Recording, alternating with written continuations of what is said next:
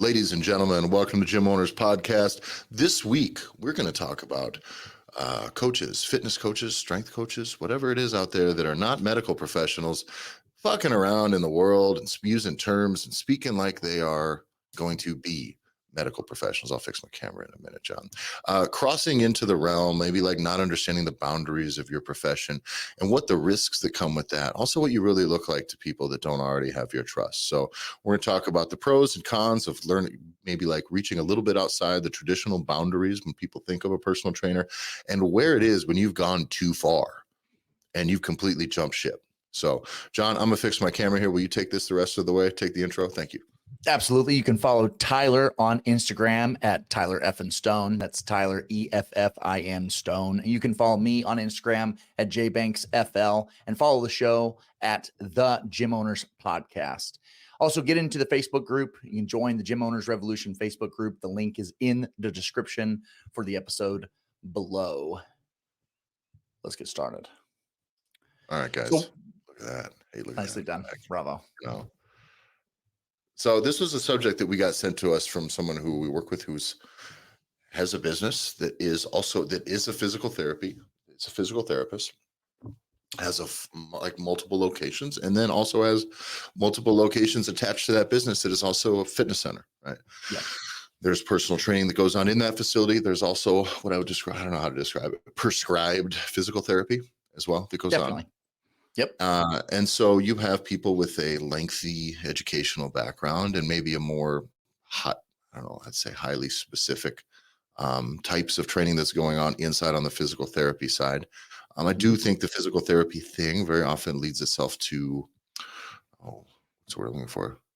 Pathology, right? Mm-hmm. It's just, we're in there to solve a problem, right? I don't know if too many people that work in physical therapy that are doing things long-term or going to a physical therapist for things like weight loss or general exercise or things like that. No way. So I think very often, yeah, because this is it's an insurance thing, much like correct. Most of the time it is. But he's noticed a trend that, of course, John and I had a front seat from a lot of schmucks playing this game. The trend that's out there now is every personal trainer out there, or coach, CrossFit coach, fitness coach, health coach, strength coach out there now, all of a sudden, because they're good at that little bit of the human body, moving, strength training, whatever, they start to fucking blur those lines, right? And they start to speak on things that I think maybe they get out of their depth really, really fucking quickly. And the problem is, by the way, let's go just a hypothetical example here. The problem I have with this is that if I have a bad shoulder, right? Now, it's important to me that if I'm going to hire just a personal trainer, that I have a personal trainer who just understands how not to make it worse. Right. Or how can I exercise that's not going to make it worse? Or even better, if I'm not injured at all, I think for a personal trainer or a coach to know how my shoulder works and know how I can move safely, that is going to prevent me from injuring myself via my exercise, right? And I think that's where these coaches start off with their hearts in the right place. Because it started off, at least for me and a lot of the people that we were involved with, John, it started off with a lot of people who were training in CrossFit were having lots of these injuries. So it starts as, hey, here's some different priorities that we should do in either scaling workouts or how we warm up, and also like how we really are. Do we really need to be using some of these exercises this way? That we're able to create a system where people can get the benefits of some sort of training like CrossFit, powerlifting, bodybuilding style training, while avoiding some of these injuries that then create setbacks for their training. And in doing so, we learn a fair amount of how to do that, right? At least I don't want you doing kipping pull-ups here. You can do this instead. We can get these same results without injuring your shoulder. So injury prevention, I think, is a line, right? It's a line that we're okay to cross into. I think the other side of that, though, is where it gets real fucking lame. Because people come in and they go, like, I have a bad shoulder, and they go, perfect. I'll just get this guy with abs who just fucking took a couple weekend seminars and just reads whatever shit online and has been coaching for a couple of years. And I'm just going to have him prescribe what I need to do to fix it. And even if they're right, you're making claims that are legally going to really fuck you like really, really, really bad. And that's the thing that's been going on a lot, John. We've been talking about this in other spaces, that like the world of your marketing, your online marketing, what you say, the promises you make right now, Yep. the fitness profession is going to be in for a reckoning. Oh yeah. When at some point we actually have to start becoming legally accountable for the claims that we're making and whether or not we've accomplished them or not, or whether we are legally allowed to. That's just on this subject. That's on weight loss. That's on results. That's on for everything. So It's a slippery slope though, right? for Like, sure. because it is, if you don't give a shit and you're not really making an effort to like be better, you're probably not going to fall into a slippery slope of like, now you're kind of a WebMD expert, or you do go now seek out a conference or a seminar or some type of an event that you start to hear like, oh, this is going to help us be able to fix hurt shoulders, or be able, because now you start getting around where the more you dig, the more dangerous it becomes that you're like digging your own grave professionally. Yeah. And that is where I think certainly where you and I came from was a world where people were seeing that their adherence to a training methodology, right? Where it was, no, it's CrossFit. And this was the good old days of like, if you don't get rhabdo, you're a pussy, Yeah. and you need to kip every day, and you need to max snatch every fucking day. Like all these things were these mistakes. And it was kind of for the first time, people being like, maybe we should bicep curl and bench press and do some basic shit, right? And have some structure, right? Yeah. Let's just build a little structure before we start ripping our limbs off here. And that was kind of that's where you start. And the problem is that if you continue down that rabbit hole and you're not respectful of where the personal trainer lane begins, but most importantly, where the personal trainer lane ends, Yeah. and then where people that have done more than a weekend seminar or done more than a weekend certification program, to where now you're starting to venture into like healing or diagnosing. Yeah. Right. And that's kind of where it's a big difference between a movement assessment, so you can better understand how somebody is moving in order to train them better and know how you need to scaffold training methodologies or movements, to then your movement assessment is now that you're somehow a wizard or a fucking doctor.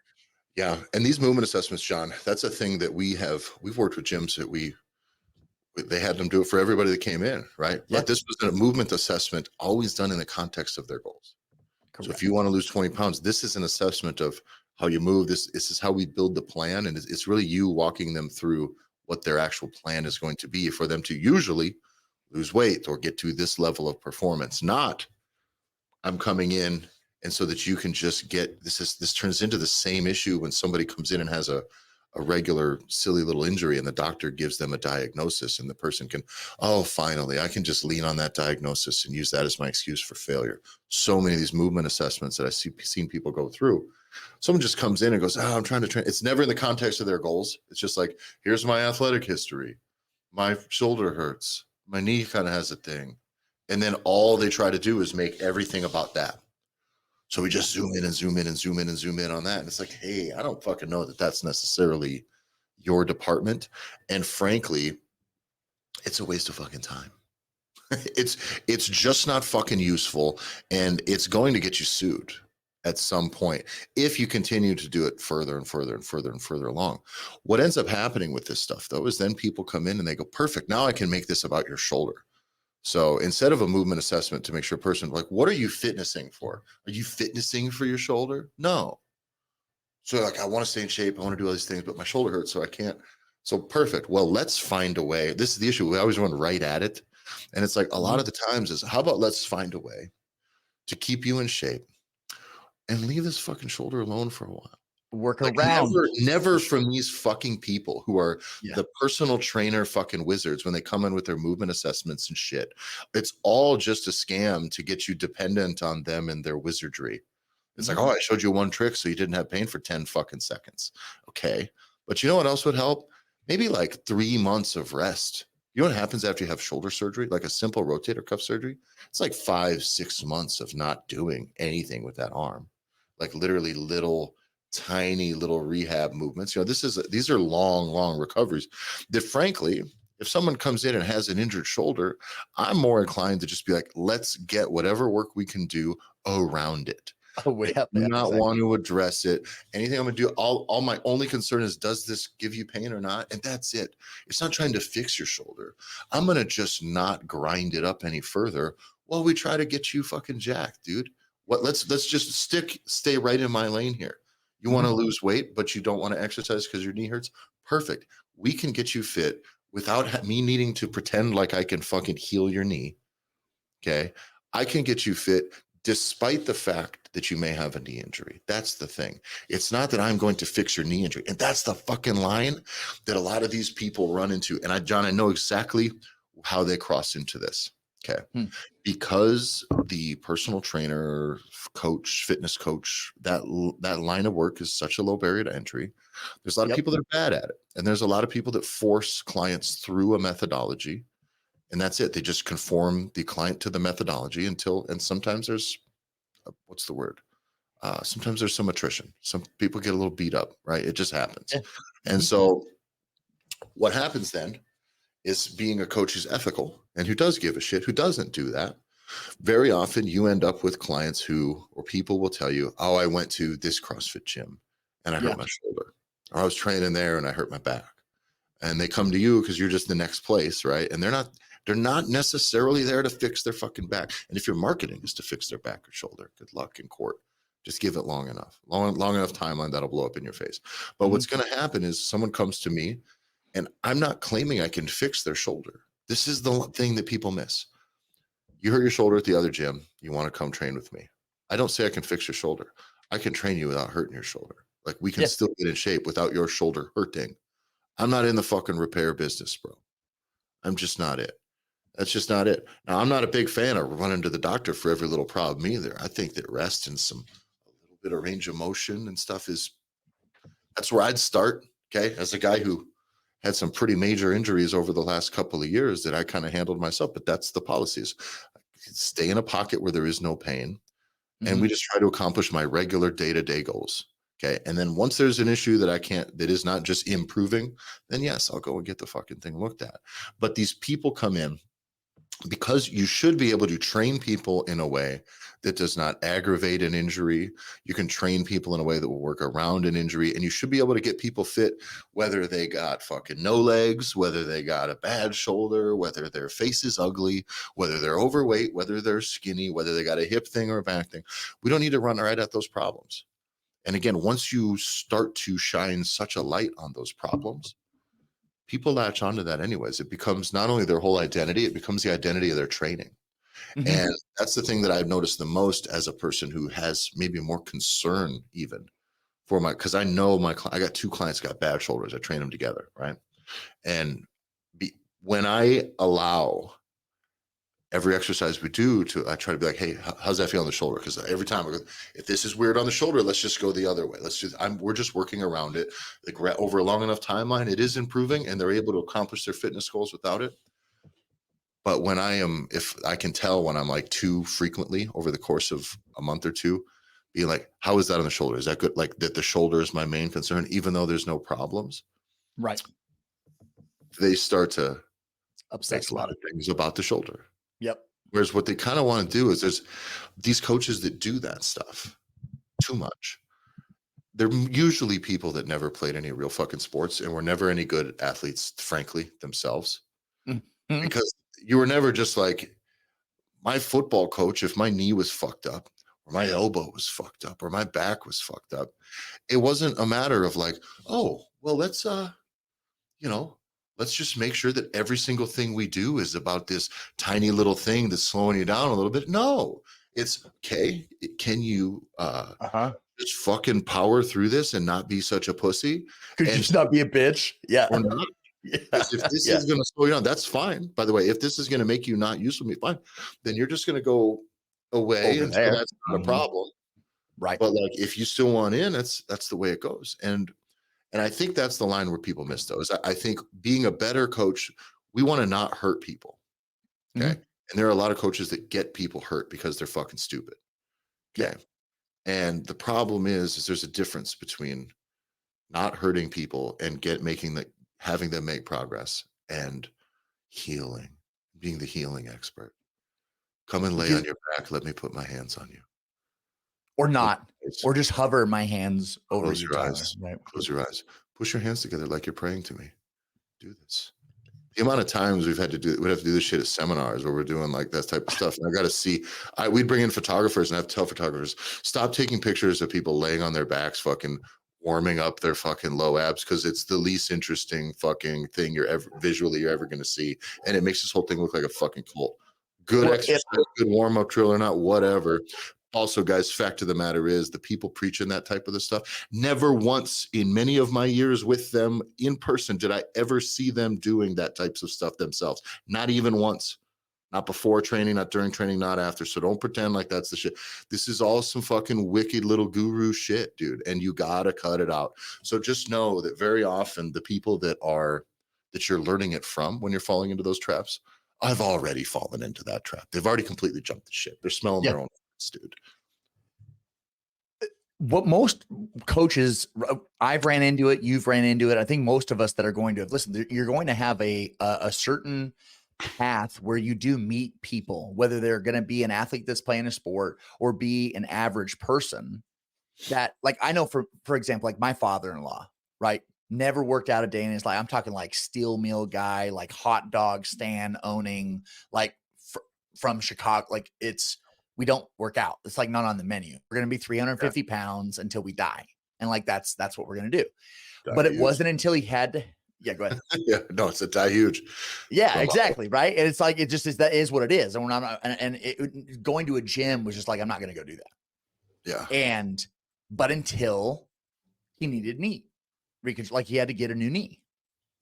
It's what happens, right? If you're going to be 70 years old and 350 pounds, you're going to get some new fucking bones that are going to get installed. So he has to get a new knee, and he gets the new knee. And then what's the next thing he does? Once he gets his knee replacement done, he then goes for the very first time, goes to PT. Yeah. So he's with the physical therapist now for, twice a week for whatever it was his insurance would cover, right? For 6 weeks.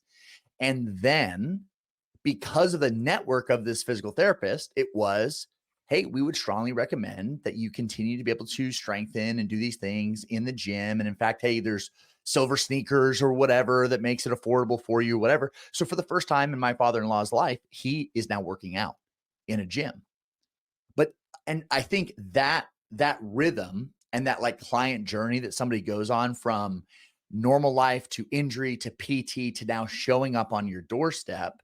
Now, because that physical therapist had a good relationship with the performance or the fitness side or the personal training side of the business, they get to work in tandem. Yep. And I think that this is one of the biggest gaps right now that I think really good coaches and good gym owners and good trainers may be missing by accidentally omitting that step, which is the idea that you are collaborating with people that should be the professional, that should be the person that is the expert. And that's where you actually don't have to feel like you're inferior or feel like you're overstepping, because you can clearly say, hey, this is the boundary, this is the line, and I have a good relationship with a PT or I have a good relationship with a personal trainer. Because guess what? Physical therapists suck a dick at being a personal trainer. Yeah, I don't see any of them. I just don't see a lot of them out there getting people jacked and getting people strong and getting people to lose 100 pounds. Those are not things that happen very often. It's not their job. It's not. And what I'm saying is there's a narrow space with which, because of the way the medical system is structured, that they're required to work within, right? That's just it. That relationship has a fixed timeline, usually. And very often only is allowed to progress them for so far.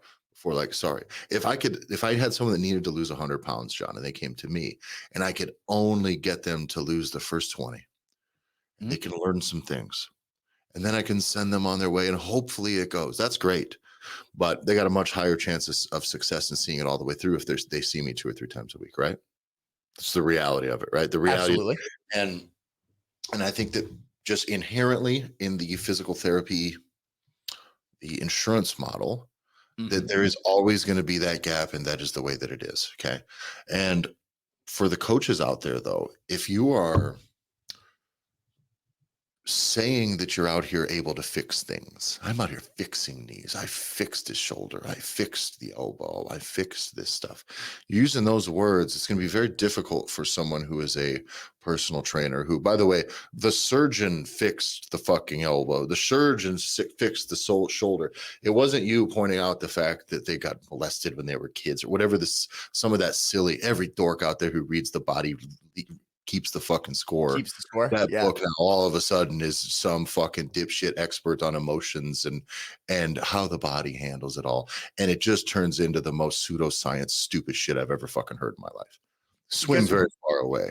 Okay. So what happens here though is by preaching like you're fixing these things, okay, you're now not getting the opportunity to get a good handoff. Correct. Because you sound like a fucking idiot to people that know. There's a bit of that, was it Dunning-Kruger effect, right? Where it's like, you only know a little bit, so you think you know everything because you only think that's all there is to know. Mm-hmm. Okay. And then when someone who knows more than you realize knows how little you fucking know to be making claims like this, you're never going to be respected as a professional, let alone as somebody who they would hand off clients who they understand the limitations of their relationship with. I'd be willing to bet they would love to be able to hand someone off to someone. And by the way, give like, here's a plan. Here's some of the benchmarks that I would like them to get beyond before we are to not only address the injury directly, but also to address the person as a whole now, because we can address the shoulder. By the way, you go to a PT with your shoulder post-surgery, and you're going to be doing a lot of shoulder related things. Mm-hmm. You're not going to get abs. You're not going to squat. Okay. You're not going to do cardio. You're not going to do anything else other than that with your PT, right? We're addressing this issue, this singular issue with them. And so once somebody gets handed over, it's perfect. Now I want you to be healthy and I want you to be with somebody who I trust is first off, not going to hurt you because he's not one of those bad ones. And second, isn't so chock full of fucking hubris. Right. That they think that they'll just wing it with this whole plan here and they got it under control. I know shoulders, buddy. I YouTube. By the way, your successes as a person you're not fixing people who hurt their shoulders from doing kipping pull-ups and just too much snatching and overhead squats and shit with CrossFit. You're not fixing them when they come to you and they don't have shoulder pain anymore. You're just not having them do the shit that hurt it. Right. Okay. That's the fucking line. So for those of you out there, like there's great partnerships to be had. If you stay in your fucking lane and go to a PT and say with your fucking hat in your hand, like, hey, if you got people like I try very hard to not be hurting my people when I train. So I very much take a risk versus reward approach. I'd love to get your input on the clients as you hand them off. Like I would love to build this relationship, but because so many trainers fail to do that, that's why John, the gym that we work with directly, that's why they got 2 locations where they just do it themselves. Correct. Built it all. It's all in-house. We have our own personal trainers. We have our own system. We have our own physical therapists. Some of our PTs then get to moonlight and do some personal training as well, because like who the fuck else is out there? Okay. Well, because you're not the same people that hurt them before they got in. That's who we're going to send them to. And I think that's the preventative stuff is where I always wonder from a personal training perspective or from a gym's perspective, where we've established, right, that it could be for a good nature. Either you're making a mistake by being ignorant to where somebody says they just got their cast off and they're working with a physical therapist. And now they're also want to come to you because they want to be able to do supplemental stuff. If you're not then reaching out to who the physical therapist is immediately and being like, hey, yo, where's this person at? Because if you are taking an Tyler, as an athlete, right, as former athletes, did you ever lie to how you felt to your coaches? Always. It was mandatory. Always. Unless you wanted to lose your fucking spot. It was, there's 2 directions I lied. One was when I was hurt that I was feeling better. And the other was when I was feeling fine and I didn't want to do stuff. And I'd be able to hurt. Right. So it works. So you cannot have it be a thing to where you are going to all of a sudden trust that an athlete is telling you the truth or trust that their parents, God forbid. Sometimes you get parents where you have like enough where you either can have moms that are way too nervous about their baby, Or you have dads that are way too hard nosed and are like, he's just being a pussy and he needs to rub dirt on it. It's like, all right, there's a fine line, right? Like, what does the physical therapist say? What does the orthopedic surgeon say? Like, if you get that information, can you still, like, could you still work with that client? Of course. But man, so there you have all the way to that angle, which is ignorance. Where like, oh, well, fuck. I don't know if I've thought about that step, because guess what? Leads, baby. Leads. You finally got a lead. You got somebody through the door. They're ready to pay you money. What are you going to tell them? No, like, absolutely not. And so you may make that mistake, but you have all the way to the other end of the spectrum, which is you are overstepping. And this is what I'm wondering out loud is, are gyms and personal trainers, are you so hard up to get a lead that once you do get someone that's there, that maybe does have shit that is wrong with their shoulder, it is not going to get better unless they go to get surgery, go see a physical therapist for a little bit? Are you so scarcity mindset? Like, is that so rooted deep in your brain that if this person leaves, they don't come back? So now you try to become like the jack of all trades, but master of none. Yeah. You're taking advantage of someone's trust. And that is ultimately what's happening, because people that don't know what the real difference is between a personal trainer and a physical therapist, they just know that you're a lot cheaper and I don't have to go through insurance or whatever it is. Here's the issue with that, though. Most people do. That's the problem. These people making these claims at the fundamental level, their business Right. level, these personal trainers that are doing this, their businesses fucking suck. Let's be honest. You ever seen one that's really swimming in the money, John? Of all the ones that we know that have gone through all that, you ever seen any that are really killing it? No. No. The only people making the money are the people teaching you to fucking do that. That's it, buddy. So you got to remember that like none of those gyms are actually successful, that are really making this about their thing. They're not killing it. They're barely surviving at best. What you're doing here is embarrassing yourself in front of everybody. You're basically just going out there like, I'm as smart as a doctor. I know all the stuff because I've never had a real job. Fuck off. It's not true. It's just not true that you know all that stuff. So, but knowing where that line is, I think that's what is important, because if the surgeon and the diagnosing doctor, they're there to diagnose and repair the injury, right? Right. Okay. Your PT is there to kind of help rebuild and recover from whatever we did to heal the injury, right? Whether it was surgery or whether it was time off, whatever it is, we're going to rebuild a little bit of structure right there on the injury. But then who's going to help that person still be a healthy person? Help them get in shape despite that injury after the fact. That should be you as a personal trainer. But because you're fucking pissing on other people's territory too much, everybody else looks at you and goes, this guy's a fucking idiot. Like, I'm not going to, like, if all your stuff, this is the biggest thing. When you're marketing about getting people out of pain, that's not the fucking results that people are going to just some idiot with abs for. Well, we've said that for years, right? Like, it's who the fuck are you talking to? Yeah, who are you talking to? You're just Like, trying to tell your other coach friends and the other people in your silly little coaching group that, like, see, look, I'm out here doing the thing. It's like, no, you're not actually, because nobody responds to those ads. You get one or two people a year that might bite on that.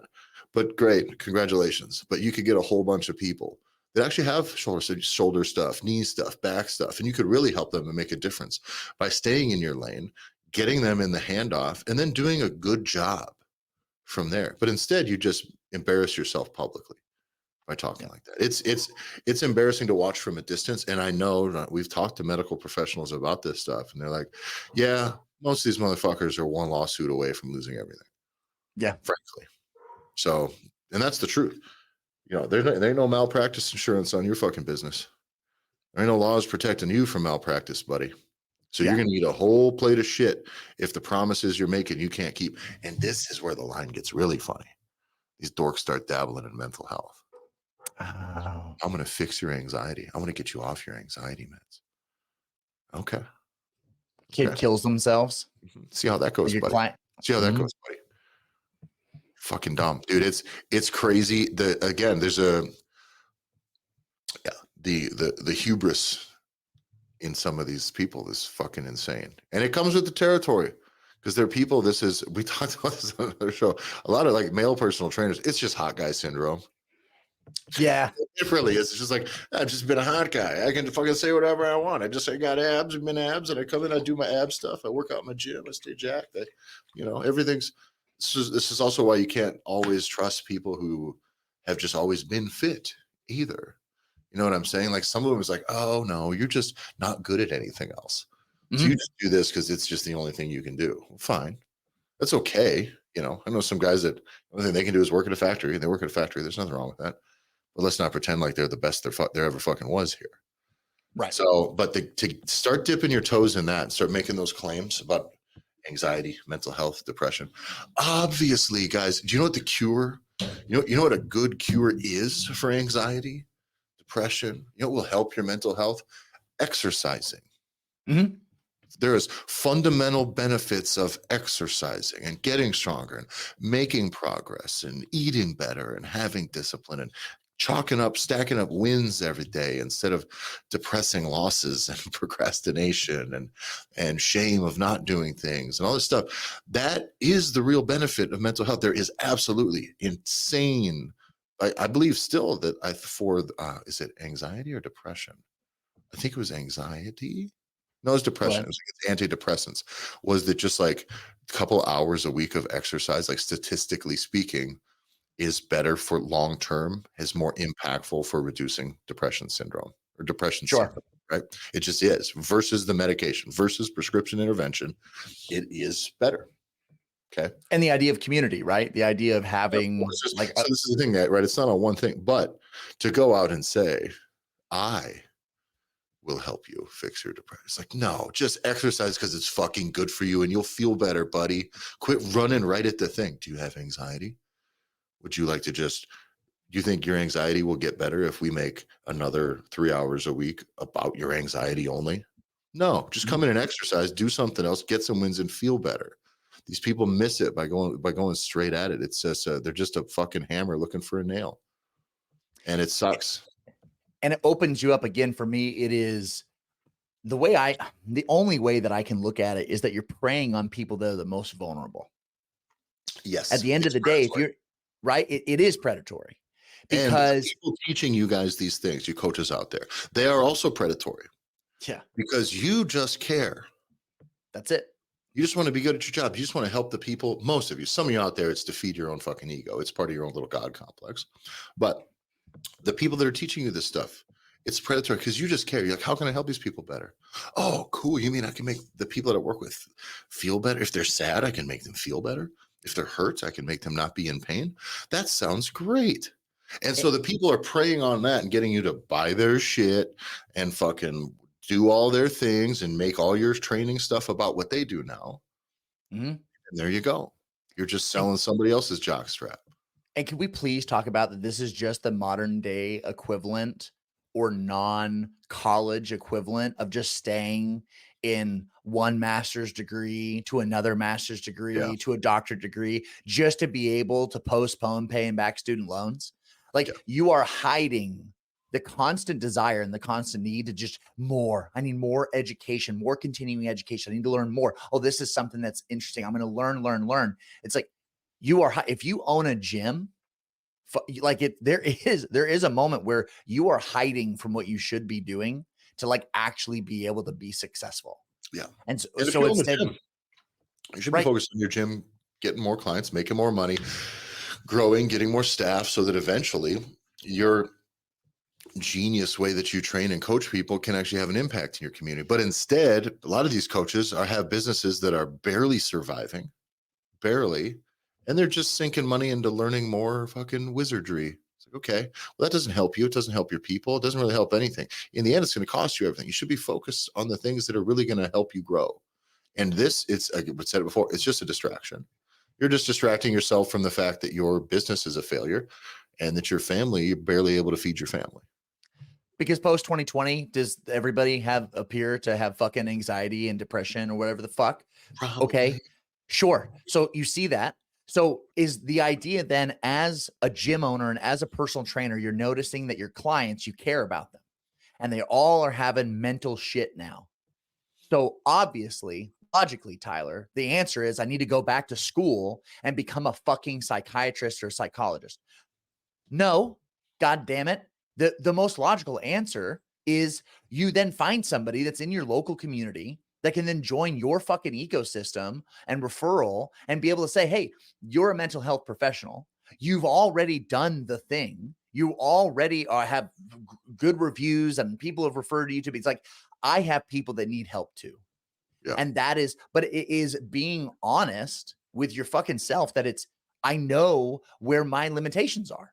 And I'll stop there. And then I can hand those people off to mental health professionals, or you can go get a certification on nutrition. You can do that. Right. And that's great. But there's also fucking nutritionists as well, right? Like there's an area where you can shortcut a lot of these things. Yes. And I believe fully, like as a coach, like I should be teaching nutrition to my clients, but there's a line where to scale, maybe I don't want to, or maybe simply for legitimacy, right? I'm 300 pounds with abs, but I'm chock full of testosterone. Okay. Yeah. I'm a strongman competitor. So there's a lot of things that if someone who's, just wants to lose a little bit of weight, or a lean person wants to get leaner, maybe they're just inherently not inclined to trust me. Right. In that regard, that's fine. By the way, if someone comes in and wants to gain mass, they're probably going to take my word 100% of the way. Right. Very likely. And even though I'm capable of taking lots of people to lots of different goals, I don't fault somebody for seeing someone my size and what I do in my training and go, oh, well, that's not the guy I want to go to if I want to get my beach body for my bikini this summer. Right. I get it. So simply like a registered dietitian or a nutritionist now, all of a sudden that person, though, probably the initial impression from the public, what are they going to have about that person? I can probably trust them for whatever I want to do. I want to gain a little muscle. That you guys are trying to manufacture trust where there is none when you're doing this stuff, versus if you partner with someone who the perception is that they are an expert, let them just be the expert. You just do the partnership thing. It's so much easier to do this. And I think that like now we sit in a spot where there's so much other shit out there. Like I have a client who it's a student whose parents, one of the parents sends this person to some fucking fascia guru shit. So it's like, okay. Yeah. And it's whatever. I don't think it's all fucking woo. Whatever I go, if I go to a thing and I feel better when I'm done, then fine, we're good. Like, but I don't do that stuff all the time for no fucking reason, right?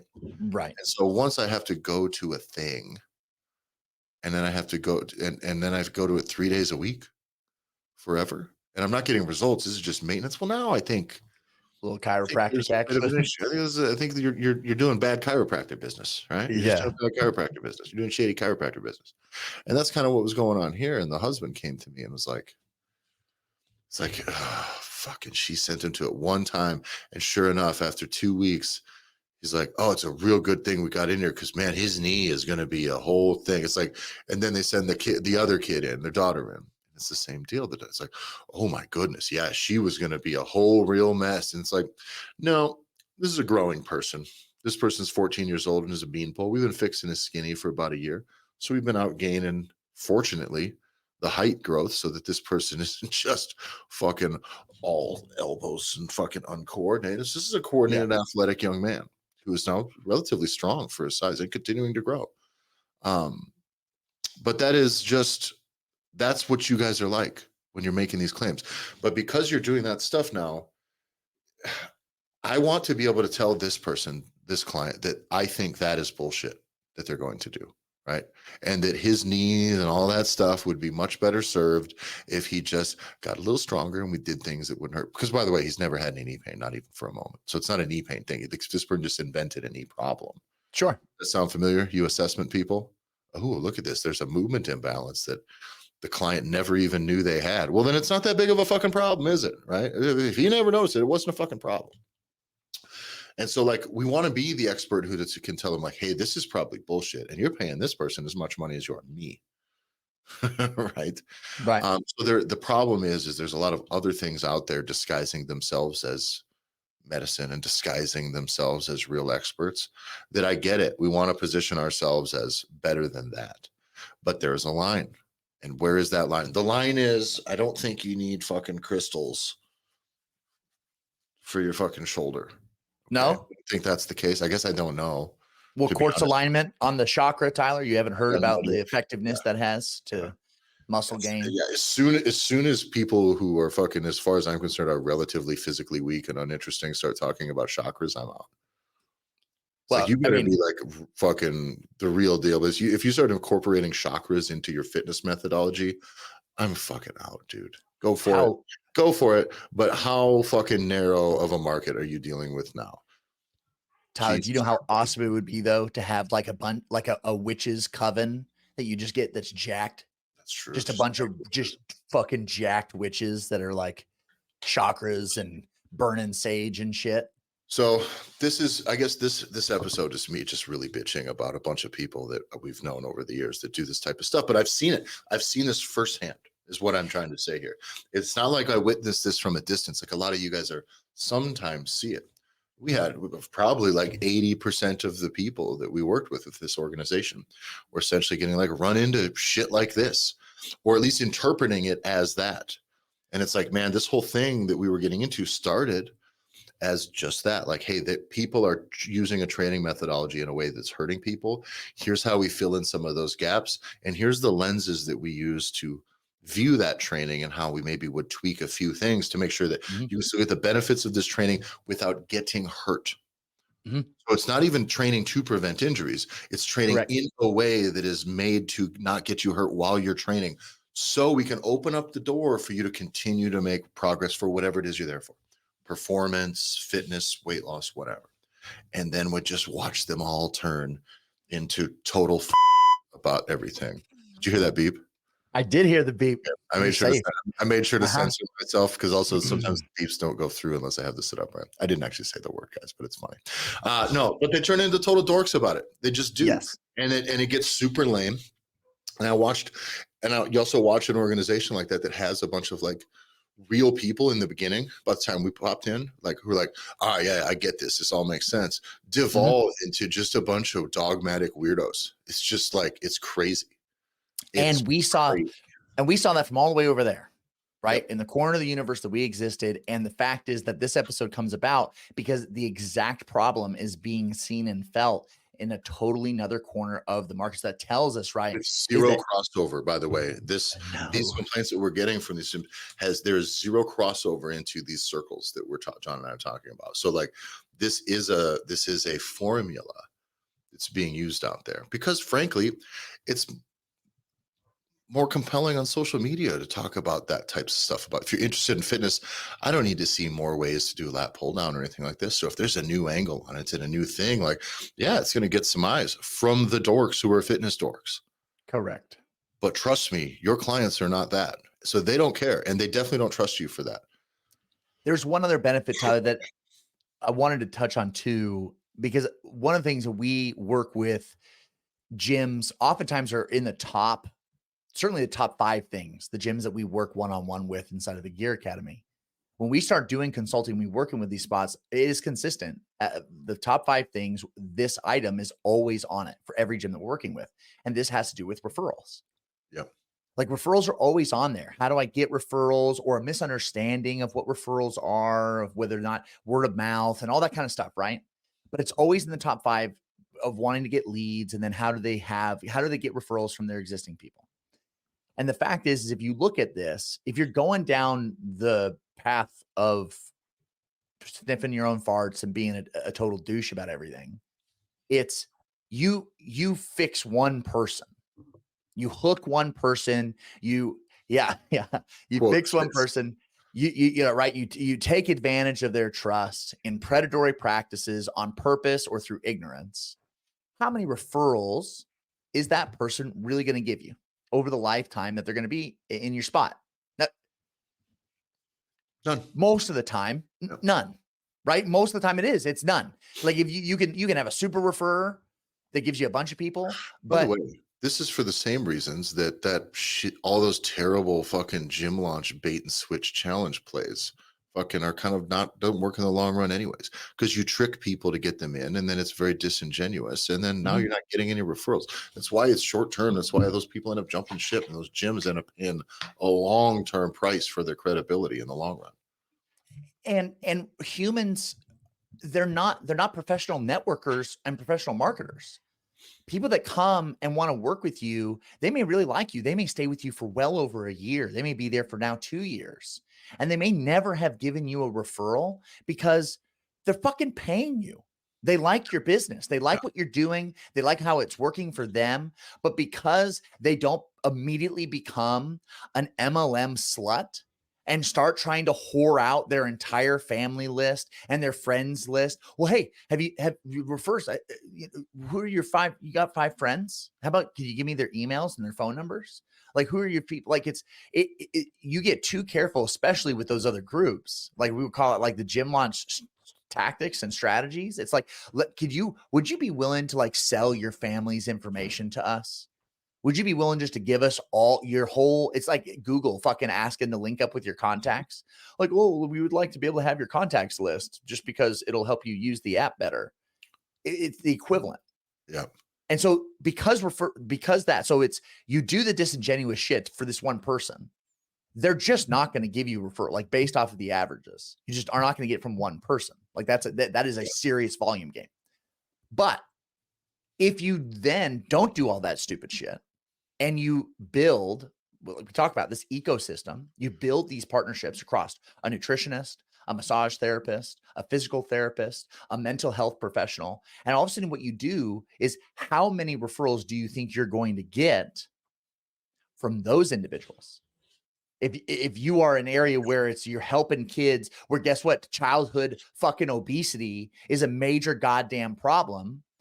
Probably would do you some good to have done any type of networking or relationship building with fucking pediatricians in the area.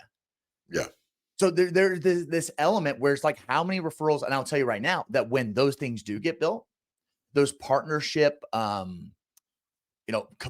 type shit that you can build up in a community, but for good, is you really can have this genuine ecosystem where people are able to get the help that they need from people that are really good because you're doing business with those people. And talk about word of mouth. The reality is you can go to a pediatrician and when they say, oh, your kid got hurt, they were playing sports, they got hurt, where are they going to do physical therapy? And you say the name of the place and they go, oh man, they're the best. We refer so many people to them, so much more valuable than all of a sudden trying to pretend to be something you're not. And this works so much more thoroughly than simply referrals as well. This ends up essentially, these partnerships actually end up being lead generation tactics. Exactly. Honestly, because if physiotherapist A has a client for whatever reason, let's say it's a knee, let's say it's your father-in-law comes in with a bum knee, Yep.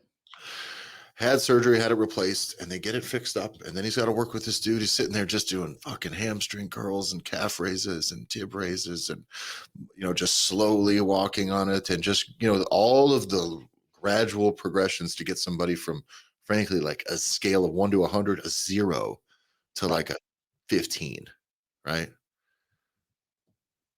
There's so many people that are come off that now that physiotherapist, if that physical therapist gave a shit about this person's knee feeling better in the end, what are they going to say? Listen, man, you're 400 pounds. Weight's got to come off. You need to lose weight. Like, I need you to lose some weight and you need to be moving in order to do this. And I need you to move in a way that's not going to fuck it up. So don't take up skateboarding. You know what I mean? Don't go skiing, right? There's a trainer down the road here who I know, who I trust, so I can send him your information, let him know what to look out for. They do some nutrition coaching there so they can help you get the weight off without wearing your shit down and breaking you even worse. And in my opinion, that's a conversation that now makes a lot of sense. That person, that physiotherapist is not going to go I'm going to send you to this guy who says he can fucking fix knee pain. Right. It's just not. He's like, no. This is all a part of a much longer process. And by the way, some of y'all motherfuckers just ain't been around long enough to know that sometimes your shit just hurts because it hurts. It's not, it's not because of your emotions, and it's not because of something that you can move through everything. Sometimes you need a break, John. My shoulder has been in absolute disarray for going on almost 2 years now. And the amount of the people like, oh, well, what corrective exercises should you do? What corrective exercises should you do? Or, Mhm. well, the right shoulder, Jesus, some of that, the emotion stuff's the dumbest shit out there, by the way. That I fucking hate. It's the dumbest. But the right shoulder. Oh, you can be around your family over the holidays. It's because of your right shoulder. You know, you're gonna That's why. That's why it Jesus hurt. fucking Christ. No, I did jujitsu. You ever get fucking Kimura and hear your shit just shred, buddy? Like sometimes people who play real sports have real injuries. Instead of just speculating about the cause of these things, it's like, no, shoulder's fucking tore up. Find a way to just train enough to not slip, to not backslide on your overall health, right? Train enough to make some physical progress and give the shoulder a rest, which is basically what I've done, John, for a year and a half of keeping it slow. And every once in a while, I'll fuck it up because I still train. I'm fine in the Right. line, but I still train. That Right. last month and a half now, 2 months now, it's been like, dude, it's great. Did I Yeah. fix my shoulder, John? No, I rested it. And I trained in a way that didn't fix my shoulder. I just trained in a way that stayed away from this problem. I wasn't Right. rubbing sand into the wound all the time. And is my shoulder better?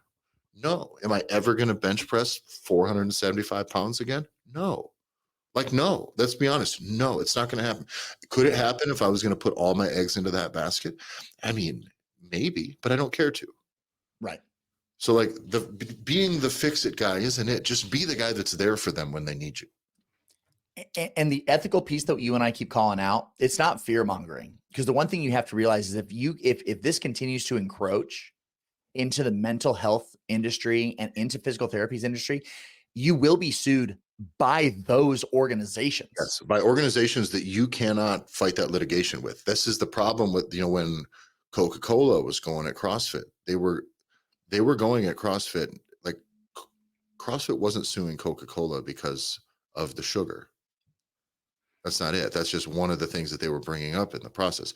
CrossFit was suing Coca-Cola because Coca-Cola was funding studies and trying to make sure that CrossFit became essentially illegal to coach unless you had some other certification. So it's basically going to completely invalidate their certification structure. So they're trying to make all these studies and see CrossFit is dangerous. So everybody who's going to be a personal trainer has to have one of these other certifications funded by Coca-Cola and Coca-Cola. these other organizations. It's just a lobbying play that CrossFit had to fight against because they were just trying to basically really box him in legally. It's kind of like it was the equivalent of how labor unions and stuff like that try to keep Uber out of cities. Right. They already have taxi cab structure. Those structures are already in place are defending that structure. Okay. So that's what that was. Okay. Back then. Now y'all are going to get this with like the giant medical apparatus. You personal trainers are out making this claim.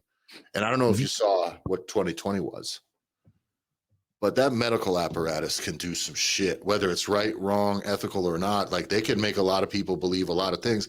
And if you want to fight against it, you better have the pocketbook to do it.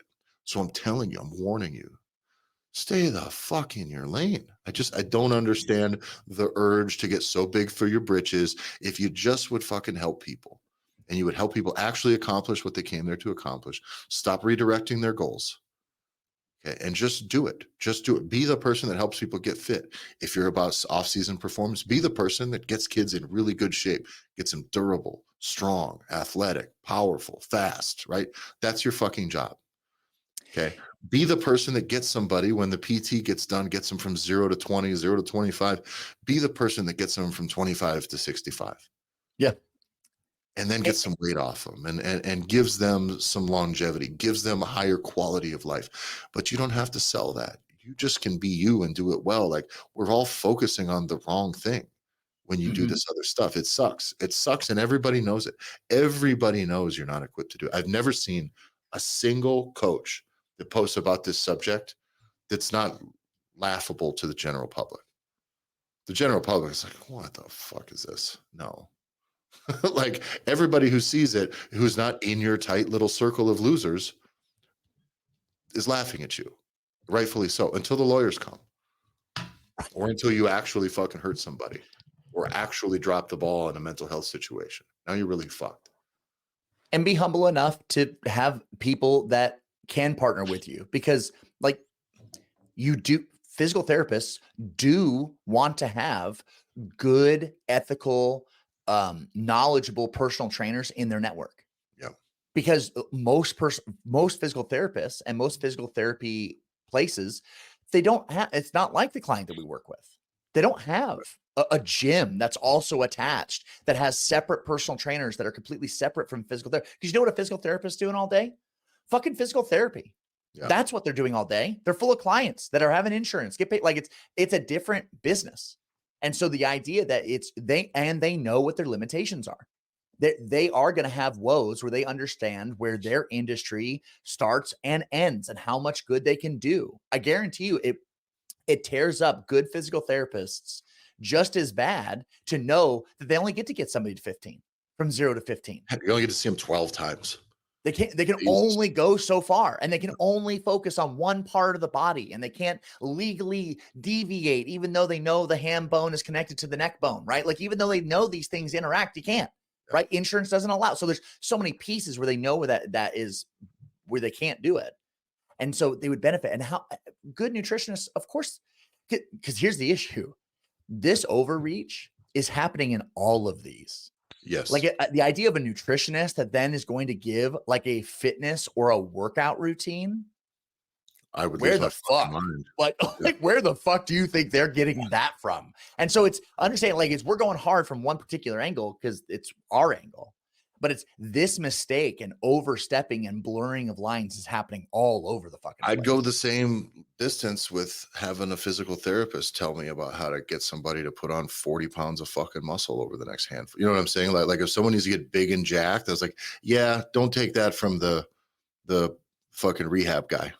Right. I'm the fucking big jack guy. Let's stay in our foot. I'll stay in my lane. You stay in fucking yours. But the truth is too, is like as a personal trainer, I want to know which physios, which rehab specialists, which chiropractors who are actually about, and nutritionists who are actually about the things I'm about, right? I do not want to send somebody to a physical therapist who is going to be the person who says, well, you just can't be lifting weights anymore. Because that shit's real. That ain't it. And that's real, by the way. I'm the same way with doctors. I've had people go in with a shoulder injury and the doctor's like, yeah, you just can't be benching anymore. Okay, well, can I do it now? Probably just no pressing or like over it, nothing. So can we get to a point where I can do something that doesn't hurt, or is this thing just off limits forever? Well, that's a non-solution, right? So if there's a surgical solution that can get this person doing the things they like, by the way, I don't think everybody should bench press, and I don't anymore. But I know guys who would absolutely go through a surgery and fucking 12, 14 months of recovery so that they can start over from scratch and bench press because they love it so much. So I want a doctor, physio, everybody else on my team that I want to refer somebody to. It's about getting them what they want. Okay. If I get a guy that wants to take all the fucking sauce in the world because he wants to be a world champion, okay. I'm fine. I'll try to make sure those are your priorities. I'll warn you of them. If it's beyond a line that I'm willing to deal with, then yeah, I will not participate in such a thing. But somebody's got to be there for these people, and their goals are their goals. And it's really important that we not reappropriate them for them, that we not just like redirect it completely. And that's what happens when you go in. It's like, oh yeah, your shoulder hurts. Yeah, stop lifting. Okay. So like it's that thing happens, and you need to know that like it's all the same. That person in my eyes is then a bad doctor. That's a doctor who I would not recommend anybody to go with. Okay. That's the doctor. Anytime one of my clients says they have a bit of a thing and they want to go get it looked up, like don't go to fucking him though. Go to someone who is gonna balance the scales between what this injury is and what your desired quality of life is. Okay. And that's the equation I want with, as far as when I am deciding who I want in my client's corner that I'm going to recommend. For those of you out there, like be somebody that a good physio would refer somebody to. Be that person. Make those relationships. Don't take on an adversarial relationship with these organizations, with this entire field. An adversarial relationship with that field is going to be very terrible for you because people will always trust them more than you. Always. The general public. White coat, baby. It's a white coat. Yeah. Yeah. And I was just talking with a client the other day who's like, going in and seeing a doctor. And he's like, he was kind of commenting on, man, these fucking doctors, though. He's like, they walk in the room and everybody's so up their ass. Like somehow they're under the impression that every single thing that every single subject that comes up that they're the expert on, it's because they've just spent all day getting, treated like the expert. So I get it. But these coaches are the worst, John. These coaches get like a little bit of expertise and a little bit of clout, and they just turn into fucking monsters. It reminds me of when like the dorks got a hold of the internet. And all of a sudden, there's just dorks bullying people. And you're like, well, wait a minute. I thought this was supposed to go the other way around. It's exactly what y'all are doing. So don't be a fucking dork. Stay in your lane. Do your thing. Do it well. People will trust it in the long run. That's got us going for, and that's got us all we're going to do for today. What do we got to do here, John? Yeah. All we have to do is we got to say goodbye. And we're going to follow the Gym Owners Podcast on Instagram at the Gym Owners Podcast. You can follow me on Instagram at JBanksFL, and you can follow Tyler at Tyler F. and Stone on Instagram. That's Tyler EFF I and Stone. Thanks for listening. We'll see you next week.